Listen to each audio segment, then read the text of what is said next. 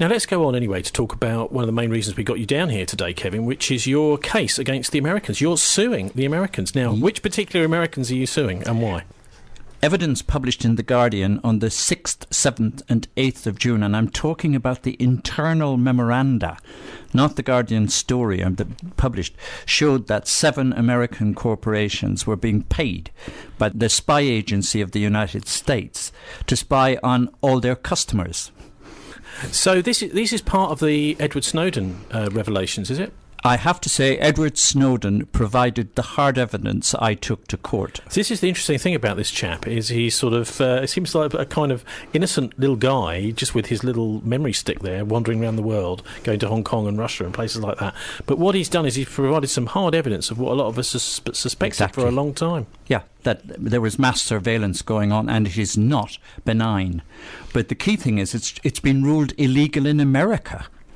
Well, what about us? And why isn't our government defending us instead of threatening the editor? Aren't we the 51st state of the United States? I thought we were. Well, this is one of the problems. The establishment think we are and haven't got the guts to stand up to the states. But three groups of people have threatened Alan Rushbridger with being put in a court. He's the Guardian editor. Yeah, in the dock on terrorism charges. The Prime Minister has threatened him. The heads of the security services, the 3 of them, have threatened him, and so have the Metropolitan Police in public. Has nobody noticed? But anyway, to go back to what I did, I got tired of being lied to by these companies. So I picked the 3 that I have a relationship with: Microsoft, Google and Facebook. And I've issued court proceedings against all 3. And in the case of Facebook, I have applied for judgment. They have failed to enter a defence. So it looks as if I have won my case against Facebook. The others aren't settled, so we won't. OK, now, just how does one go about filing a court case like this? What did you do? I got the evidence out of The Guardian. I got myself 70 quid. And I went to the county court. OK, so you basically just get a pair of scissors, chop a bit of the evidence, and then you go down to the county court, pay your £70, and what do you do then? Well, then either they enter a defence, which Microsoft has done, the Google one's caught up in something else, or you don't enter a defence like Facebook, and I get my £1,000. But the real reason I brought the case was to get an order from the court to make Facebook and the other 2 companies produce the illegal, and they are totally illegal, instructions they got from the National Security Agency. Now, those instructions, surely the National Security Agency would have to go through the courts in the United States in order to get them to hand over information. This is the catch. The United States has got a law called the Foreign Surveillance Intelligence Act. Attached to that act are some secret courts. Hang on, these are the FISA courts, aren't these they? These are the FISA courts, yeah. Foreign Intelligence Surveillance Act. These are secret courts. So let's say one of the companies said to me, no, we always act only on court instructions. What they didn't say was which court, where. Instructions issued by a secret American court are unlikely to be lawful in the United Kingdom, and in actual fact they're extremely unlawful. They breach the Data Protection Act, the Human Rights Act, and what has got the establishment petrified is they breach the Official Secrets Act. Oh dear. And nobody knows. So are you saying, for example, communications of military people in this country would have been handed over by Facebook or Microsoft to the NSA? Is that what you're suggesting? Yeah. Right. That is what I'm saying. Now, I know you've had as you were just saying there, you've had basically no response from Facebook, but you have had a response from Microsoft. What are you allowed to tell us about what they've said, either of them? OK. Can I switch to a case which is public, because the case with Microsoft is, Google have entered a defence in the High Court that they can't be sued because they're from America.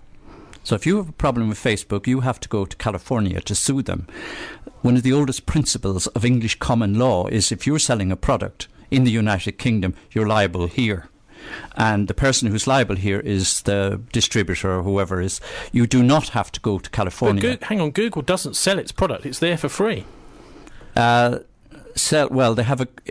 make you sign up and give the consent to the cookies, but this isn't really the problem. The Data Protection Act prohibits the transfer of any data. The issue of whether it's free or not has got nothing to do with it. Any data that people collect on ordinary people in the United Kingdom cannot be transferred abroad legally. And Google was picking up everybody's data and shipping that back to this huge intelligence agency. So the fact that Facebook haven't entered a plea, does that mean you've simply won the case? What happens now? I've applied I've got judgment and I've just applied for it. So I'm hoping to get my £1,000, and if they don't give it to me, I shall knock on their door with a TV camera crew with me and demand their desks. So where does this £1,000 come from? How did you estimate that? Lots of the Americans have said, why didn't you sue them for millions? And the answer is, an English county court is not going to accept that Google have done me millions in damages, but they are going to accept a reasonable estimate of what shipping my data to the United States illegally is by way of damages, and £1,000 sounds reasonable to me. But I mean, if it is illegal, this is a criminal offence. Surely people should have been arrested. The Information Commissioner should have acted months ago, and Geoffrey Robertson, one of our most eminent QCs, has actually called for prosecutions and arrests. So how is it that hasn't happened? Why is that? Because there's a problem. There are a range of people. The head of the intelligence system in Britain isn't, Sir something or other. It's the Prime Minister. And it's the Prime Minister's job to stop, foreign intelligence services operating in this country. It puts David Cameron on the spot. But it also puts the whole establishment on the spot, because they're the people who are supposed to be patriotic and everything. And what instead has happened is they have stood idly by while this country has been stripped naked of all our personal data. Martin, what are your thoughts about this challenge? Because it seems to me there's a kind of blurring of the lines, again, a little bit like the EU stuff we were talking about before. Is Google an American company? Is it an international company? Is it is it suable in Britain or not? But I suppose the main principle here is this information, including probably the most incredible allegation Kevin's making there, is that certain information which could be classed under the Official Secrets Act has simply been handed over to the United States by these companies. Well, I mean, the fact is that it looks like, and these kind of legal challenges are making it clear, that a lot of what they've been doing is illegal under existing law. They do a lot of other illegal things as well, but we'll leave that, put that on one side for the time being, because in actual fact NATO intelligence services have a track record of illegal behaviour, and we're not just talking about bugging people. And in a way, you see the creation of the police service of Northern Ireland in the north of Ireland there was part of a deal whereby it was, in other words, the police force had to be reformed. Everybody has to accept a new set of rules, a new set of regulations.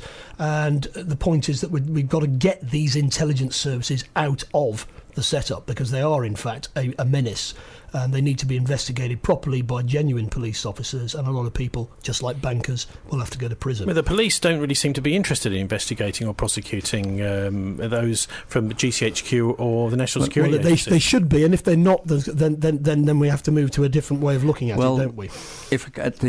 When I started this investigation against Microsoft, Google and Facebook, the Cabinet Office told me it was the job of the police to investigate them, if there was a criminal allegation. And so I made the allegation to the Metropolitan Police on the 29th of July. And instead what we get is the Assistant Commissioner threatening the editor of The Guardian, revealing in public what's going on inside an investigation. Further, she used what she knew, if you like, as a police officer to threaten someone else in public. So why haven't they investigated the other allegation that their own bloody data, their own data... Just let me apologise to listeners for the swearing. Sorry. Yeah. But it's quite possible that the Metropolitan Police have lost all their data. And think where that goes to. But the key thing is, if it's American, nobody seems interested in investigating. They're all going around threatening editors and people. Something that strikes me as very odd is they've spent billions probably developing these security systems, and frankly radicals like myself have been aware of this. Echelon has existed for years. We know they've been bugging the phones and all the rest of it. This is the proof. But they've got a 27-year-old subcontractor who walks out of the building with one MP3 in his pocket, and the Russians have got the lot. Can't you see what's wrong with that just from a practical point of view? The Russian secret services, by the way, are now going back to paper files with top secret on them, as you would. Looks like the Iraqi resistance worked out early on not to use mobile phones, and they did a very good job of driving the Americans out. Yeah. They succeeded. But I think that there is one quite important point.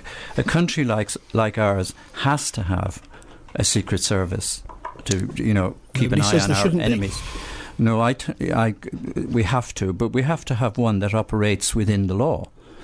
And we have to have one that notices when a other foreign intelligence service is not only spying on our military, but spying on the whole population, everybody. Between the American companies involved in this spying have pretty well got handed over the data on the entire British population to a foreign intelligence service. And they are a foreign intelligence service as well. I'll just mention... Yeah, but they're our allies, aren't they, Martin? No, but the point is, countries don't have allies, Tony. They have interests. And Britain's interests are not necessarily the same as the United States. Definitely not, I would say. I mean, in Italy, the head of the Supreme Court, Fernando Imposimato, wrote a book that came out at the end of this time last year entitled La Repubblica dei Strani Impuni, the Republic of the Unpunished Massacres. And he was the investigating magistrate of many of the terrorist attacks in Italy in the 70s and the 80s, and his unequivocal conclusion is that NATO intelligence services were behind those attacks, and it's based on years of investigation by the Italian police. Well, that's not the American. That's not the. No, NSA, it is the Americans. It is the Americans. The Italian secret services are run from London and Washington. SISMI is a part of the NSA MI6 universe. Well, and this, in other words, to control Western Europe, the Americans have been engaging in spying and terrorism over the last 30 or 40 years, according to the head of the Italian Supreme Court. OK, well, one of the revelations today, or the latest repercussions of the Edward Snowden revelations, is that a White House Intelligence Task Force report has been out, and journalists over in the United States have been poring over that, many pages of it, and one called Trevor Trim, they believe, may have spotted a big one. In the recommendation concerning increasing security on online communications, one point sticks out like a sore thumb. Governments must not use their offensive cyber capabilities to change the amounts held in financial accounts or otherwise manipulate the financial systems. Now, what they're saying there is that not only do they have intelligence which may be to do with terrorism, they also have people's personal bank account login details and this kind of thing, and that they could possibly hack into bank accounts, move money around willy-nilly. Well, no, it's much more serious than that. What if the full evidence is correct? What the American intelligence system has acquired is all the data on all the bank accounts of the British population. Why? They can't. I mean, does John Smith in Acacia Avenue, Northumbria, have to worry? Well, they're worried, I suppose, about money laundering. If you have that much data, you can manipulate. Yeah. This is what it's about. It's about manipulation. Sorry, if you've got that much data, you can then get algorithms to go through it and work out who everybody is, what's going on. You're building up a pattern that, it's like the Stasi tried to do with the sort of technology they had in East Germany, where they had to actually put a physical bug in the room. And that was interesting to hear Angela Merkel. Did you hear Angela Merkel this week saying that the NSA is mimicking the activities of the Stasi? It's worse than the Stasi. The Stasi were using old technology. Yeah, and they could only target. But the people who really need to worry about what has happened are people like journalists, political activists, because one of the things the United States was doing with all this data was scanning it for dissidents or people who were critics of American policy. They can now find everybody who doesn't agree with American policy. They cross-check that against what porn websites they use. Yeah. They've admitted that, which is standard procedure. That's what I'd do if I was them. And of course that means that if a politician starts to complain about a US policy or whatever, they can say, you wouldn't want people to see this, would you? And that's how it works. It's a sort of form of a little blackmail file, isn't it? Forgive me for making it so clear, but this is what the News of the World was doing to Parliament. Indeed. And in other words, they were running a supposedly rogue intelligence operation as a newsroom. But all of these things interlink together. Indeed. So the NSA, no doubt, gives the News International tip-offs when they want somebody taken down, like Tommy Sheridan was in Scotland. So he goes to this is the leader of the Scottish Socialists. Yes, he goes. But eventually, the Glasgow police started investigating News International, even though it was. I mean, what Tommy Sheridan did was silly. He tried to deny that he'd been going to swingers clubs, whereas what he should have just said is, "Yes, I do," and then he would have been all right. Okay, now, one person that really does know about this is the former MI5 officer Annie Machon, and she was on Rush Today this week, so let's hear what she had to say about her thoughts about the latest Edward Snowden revelations. I don't think it's a case of which political party is in power. The government just rolls on and will do what it wants, and the spies have massive leverage over the governments. It's a bit like saying, oh, the bad old days of George W. Bush's presidency. Obama comes in and he'll get rid of all these terrible things that Bush has put in place, like Guantanamo Bay.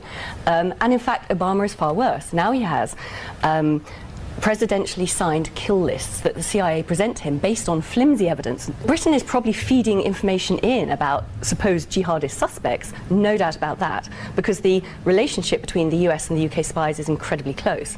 A bit like with this notional parliamentary oversight, which is the Intelligence and Security Committee, which is not a parliamentary committee. It's appointed by the PM, it reports to the PM, and the PM can vet its findings if he doesn't like them. So all this is done very much in secret. The politicians have to take on trust what the intelligence agencies tell them. And the politicians keep coming out and saying, we know what they're doing because we have to sign this, we have to sign that, and they brief me every week. But actually, I know from the inside how easy it is for the spies to lie to their notional political masters. And they do, and they get away with it because there is no way of their knowing they've been lied to. They can have secret courts. The fact that they have culturally shifted from the 1990s, where they did not use torture, to now being complicit in it. And the reason in the 1990s they didn't use torture was vaguely ethical, but actually it's based on experience from the civil war in Northern Ireland in the 70s and 80s when they had done. And they realised it was counterproductive. It created blowback, it created a whole new generation of very angry people who potentially could become terrorists. That is what we're seeing again across the Middle East and Central Asia. So it was a pragmatic decision, it was an ethical decision, and it's been overturned since 9/11. We in the West have spent 500 years building up this canon of fundamental rights for human beings. Not to be extrajudicially murdered, not to be tortured, not to be disappeared into a prison, to have the right to freedom of expression, freedom of association, freedom of thought, freedom of conscience. All these things have taken centuries to build up. But by creating fear of the unknown nebulous terrorist, then suddenly people are happy to trade their liberties for security, which of course is not working out. And one of the fundamental basic human rights is privacy, because if you lose that, you lose all the others of freedom to ingest information, to communicate information, to plan, to think, everything. And that's why this privacy issue is so fundamentally important. Well, that's former MI5 officer Annie Machon there. Martin, this is what she's focusing down on here, is saying basically this is an end to privacy. And since all this information is now out there, got by the National Security Agency, there's really not a lot we can do about it, is there? Well, no. I mean, what worries me is that they're not just spying on people; they're also using this information in order to manipulate political events. I mean, that's pretty obvious, really, what they're doing. And that's well, can you give us any examples? Well, I mean, obvious examples is the removal of politicians that they don't like by leaking stories. I mean, Dominic Strauss-Kahn, for example, just off the top of my head, the woman that accused him of rape has actually finally withdrawn the allegation. There was no charges made and all the rest of it. Yeah, he was the boss of the IMF. But he's no longer head of the IMF. Now, in other words, they knew Dominic Strauss-Kahn's proclivities, and they made sure that they put somebody in his way that would sound credible, and he was removed as head of the IMF so that Christine Lagarde could take over because she was more in line with what Wall Street wanted. There's an example right there. So that's a whole policy change of the IMF by using information which they must have gathered on him by spying on him. OK, Kevin, what do you think your case can do, if any, to redress the balance? You see, Tony, you were saying, what can we do? You can go down to the county court and sue, with a very good chance of paying 70 quid and getting £1,000 back. And one of the enchanting things, because remember, I'm a foreigner, about this country is there is a streak of bulginess here, and I feel that a line has been crossed. And when the British public finally found out the extent to which every secret they had has been nicked, I think the county court queues could be very long. In fact, the American companies had a row with Obama on Tuesday in the White House saying, look, this is what we're facing. So far, they're only facing one case. But Jeffrey Robertson, the QC, raised the issue that that's what we should all be doing. We should all go into court and sue them. OK, well, it'd be nice if the Crown did it for us, but if they won't, well, we have to. That's thanks very much to this week's guest. That was freelance journalist and author of Who Owns Britain, Kevin Cahill.